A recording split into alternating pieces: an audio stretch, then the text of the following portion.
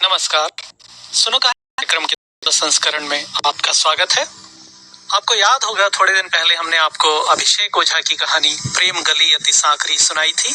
आज हम एक बार फिर से उन्हीं की कहानी लेकर आए हैं। शीर्षक है घूस दे दूं क्या। कविता, कहानी, बाल रचना, गीत, संगीत सुनने के लिए लॉग ऑन करें hindiyugm.com। आपका क्या ख्याल है, घूस दे दूं क्या? अगर आपसे कोई अधेड़ अजनबी ऐसा सवाल पूछे तो आप क्या कहेंगे? छुट्टी के बाद घर से वापस आ रहा था। रात का समय से बक्सर तकरीबन 30 किलोमीटर जाने के लिए टैक्सी पकड़नी थी। जल्दी जल्दी रिक्शे से उतरा ताकि आखिरी टैक्सी छूट न जाए। गर्मी का दिन, उतरते ही पानी निकाला ही था कि आवाज सुनाई दी, बोतल का पानी ही पीते हो? नहीं, इंसान भी कितना शौकीन हो गया है। सच कहूं तो गुस्सा बहुत आया। अरे मैं बोतल का पानी पीऊं या गड्ढे का, तुम्हें क्या पड़ी है? लेकिन फिर उनकी उम्र देखकर मुस्कुरा दिया। नहीं, वो छुट्टे नहीं थे ना, तो एक बोतल पानी ले लिया। फिर बातचीत शुरू हुई।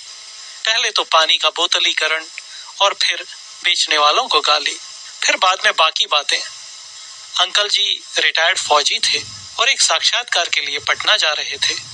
कोई CISF, CRPF या फिर किसी बैंक में सिक्योरिटी के लिए कोई पोस्ट थी शायद। दरअसल उन्होंने इन सब का जिक्र किया था, इसलिए ठीक ठीक याद नहीं कि किस वाली नौकरी के लिए जा रहे थे। रिटायर्ड फौजी, लेकिन बेटे पढ़ने वाले हैं तो पेंशन पर गुजारा नहीं हो रहा, काम करना जरूरी है। आधे भारत की यही कहानी है। ये आधे खुशहाल में आते हैं, बाकी आधों के लिए तो कपड़े मकान का संघर्ष है।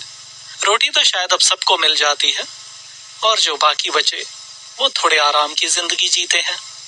अब ये मत पूछिएगा कि आधे आधे हो ही गए तो ये बाकी वाले कहां से आ गए। ये जो बाकी हैं इन्हें मैं भारत नहीं इंडिया मानता हूँ। बच्चों की पढ़ाई और नौकरी की बातें करते रहे, फिर मेरे बारे में भी कुछ पूछा। पुणे में काम मिल सकता है क्या? 5-6 हजार में किसी क्या खाना बनाने का भी। फिर अचानक ही बोल पड़े, तुम्हारा क्या ख्याल है, दे दूं घूस? बिना घूस के तो नौकरी मिलेगी नहीं। मैं क्या बताऊं, आप अनुभवी हैं, पर ऐसा नहीं है, बिना घूस के भी काम होता है। अगर आप योग्य हैं तो आपको क्यों नहीं मिलेगी नौकरी? आपको इतने सालों का अनुभव है, ऐसे काम के लिए क्यों परेशान हो रहे हैं? हो जाएगा आपका काम। अरे योग्य तो सभी हैं, 4 में से 1 का होना है और उनमें से ऐसा कोई नहीं जो इस पोस्ट के लिए योग्य ना हो। सभी ओवर क्वालिफाइड हैं। बस एक ही बात बची है पूरी प्रक्रिया में, जो 1 लाख देगा उसको रख लेंगे।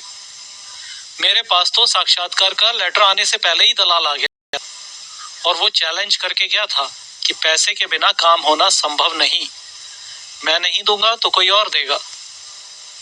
पर मान लीजिए पैसा भी ले लें और नौकरी भी नहीं लगी, तब? इसके अलावा कोई नहीं बचा था मेरे पास। ये बीमारी से भूखों मरने की सलाह, उनकी समस्या और सभी ओवर क्वालिफाइड ही वाली बात सुनकर मैं नहीं दे सकता। नहीं, ऐसा बहुत होता है। उनका एक दिन का काम तो है नहीं, प्रोफेशनल लोग हैं, काम होने के बाद आधा पैसा लेते हैं। अब क्या बोलता मैंने बस इतना ही कहा, अगर आप योग्य हैं तो नौकरी आपको मिलनी ही चाहिए और इन सबके चक्कर में ना पड़े तो बेहतर है। अंकल जी ने बस इतना ही कहा, अरे तुमने दुनिया देखी कहाँ है, मैं पटना जा रहा हूँ और वो भी ऐसे पोस्ट के लिए जिस पर कई सालों से बिना घूस के कोई रखा नहीं गया। तुम्हें क्या पता कैसे दुनिया चल रही है। फौज और पैरामिलिट्री में नॉन ऑफिसर की बहाली कैसे होती है, मैंने दुनिया देखी है। 20 वर्ष के फौज की नौकरी के आधार पर कह रहा हूँ। पता नहीं उनकी नौकरी का क्या हुआ। हिंदी को इंटरनेट की भाषा बनाने और कला की हर विधा से जोड़ने का हमने उठाया है बीड़ा। क्या आप हैं हमारे साथ? आज ही लॉग ऑन करें www.hindiyugm.com। हिंदी युग, युवा उम्मीदों और प्रतिभाओं का हिंदुस्तानी मंच। The current list has finished playing.